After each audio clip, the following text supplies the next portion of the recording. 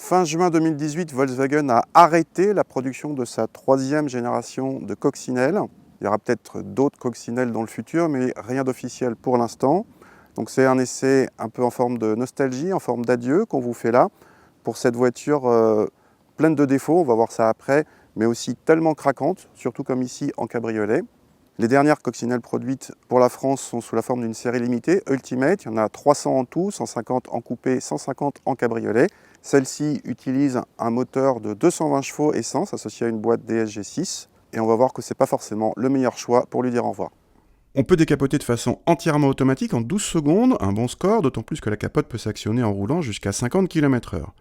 La planche de bord n'a droit qu'à des plastiques durs, mais peut recevoir un insert décoratif coloré, ici en gris.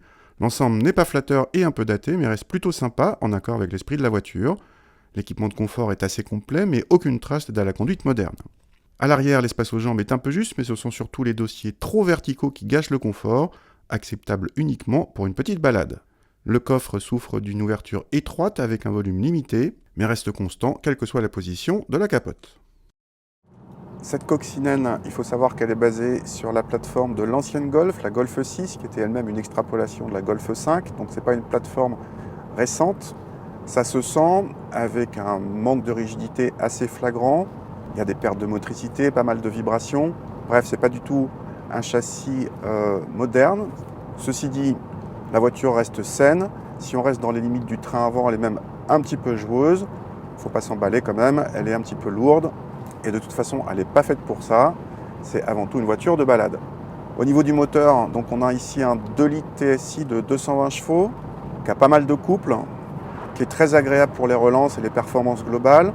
Simplement, il est surdimensionné pour cette voiture en termes de châssis. Donc on vous conseille plutôt le moteur essence de 150 chevaux, qui est largement suffisant pour une voiture de balade, mieux adaptée au châssis et qui, au passage, permettra de faire baisser la note, aussi bien à l'achat qu'en consommation. En effet, notre modèle d'essai dépasse les 40 000 €, auxquels il faut ajouter plus de 4 000 € de malus écologique, soit presque 45 000 € au total, sans parler des options. Avec la version 150 chevaux, encore une fois largement suffisante et mieux adaptée au châssis, le tarif descend à 37 000 € malus compris, soit 8 000 € de moins à l'achat et un appétit plus modéré à l'usage. Les versions coupées coûtent 3 000 € de moins à motorisation égale. Si vous avez craqué, dépêchez-vous. Fin juillet, la moitié des 300 exemplaires étaient déjà vendus.